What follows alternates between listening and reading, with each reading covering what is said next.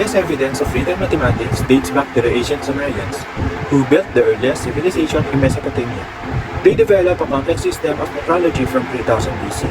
From around 2500 BC onward, the Sumerians wrote multiplication tables on clay tablets and dealt with geometrical exercises and division problems.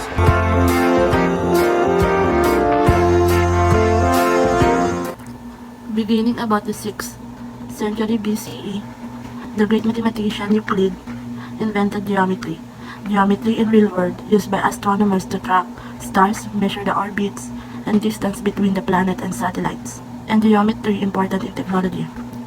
In computer-aided design for construction blueprints, nanotechnology, computer graphics, visual graphs, video game programming, and virtual reality creation, because it's primarily used in measurement, fields of art, and also in architecture.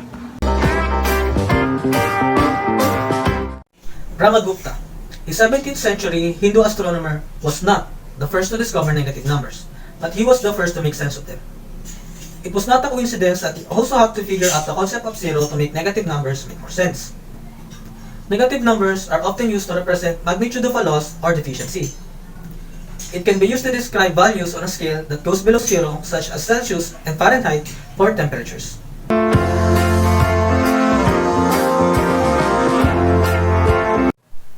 Jobs Burgess, a mathematician who invented logarithm independently to the Scottish mathematician John Napier. The invention of logarithm saves astronaut time and limits slippery errors of calculations.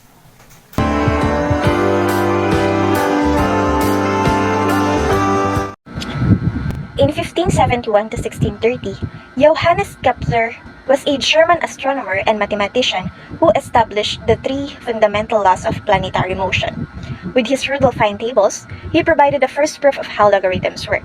He also contributed significantly to optics, including the first correct mathematical theory of the camera obscura, now known as the telescope, and the first correct explanation of the workings of the human eye.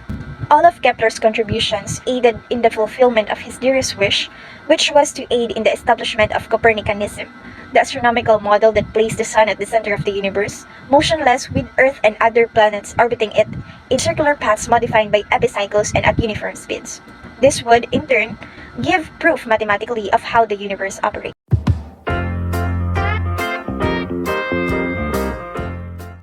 Blaise Pascal, a French philosopher, mathematician, and physicist. He contributed to many areas of mathematics, but he is widely known for Pascal's triangle. Its common use is in probability, where it can be used to find combinations.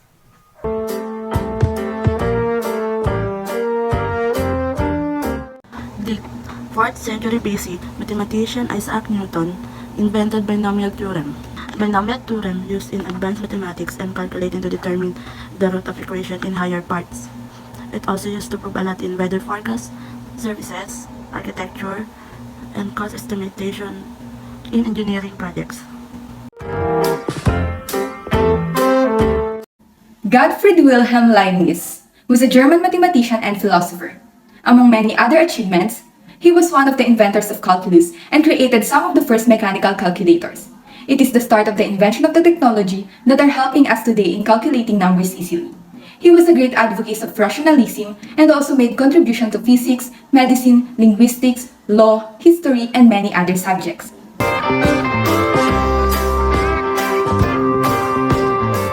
Daniel Bernoulli, 1700s to 1782, was a Swiss mathematician and physicist. He was one of the many famous scientists from the Bernoulli family, including his father Johann, his uncle Jacob, and his brother Nicolas.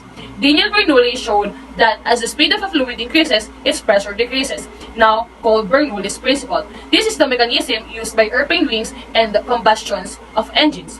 He also made important discovery in probability and statistics, and the first encounter Bessel function.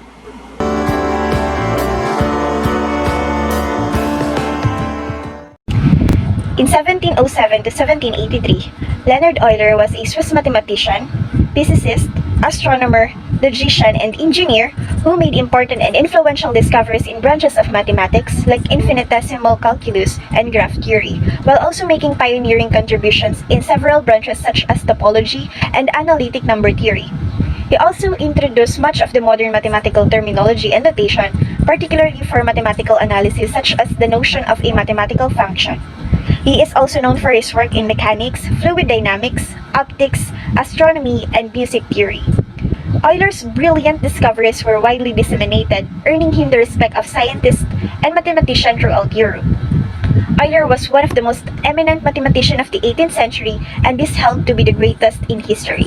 He is also widely considered to be the most prolific mathematician in all time.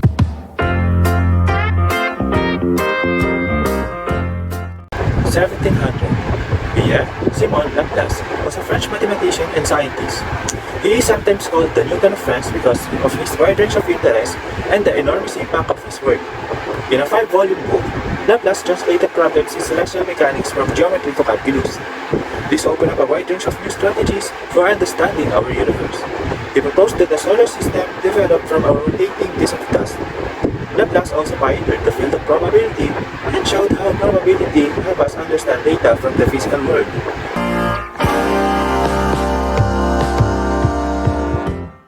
Carl Friedrich Gauss, 1777 to 1855, was arguably the greatest mathematics in the history.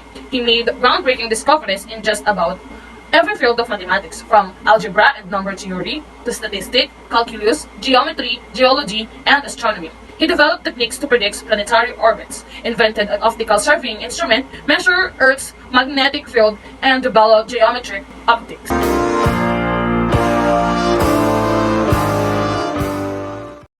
Ada Lovelace was an English writer and mathematician.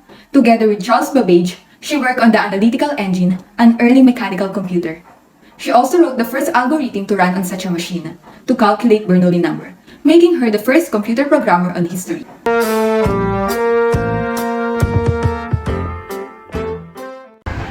1800. George Boole was an English mathematician. As a child, he taught himself Latin, Greek, and mathematics, hoping to escape his lower-class life. He created Boolean algebra, which uses operators like and, or, and not, rather than addition or multiplication, and can be used when working with sets. This was the foundation of formal mathematical logic and has many applications in computer science.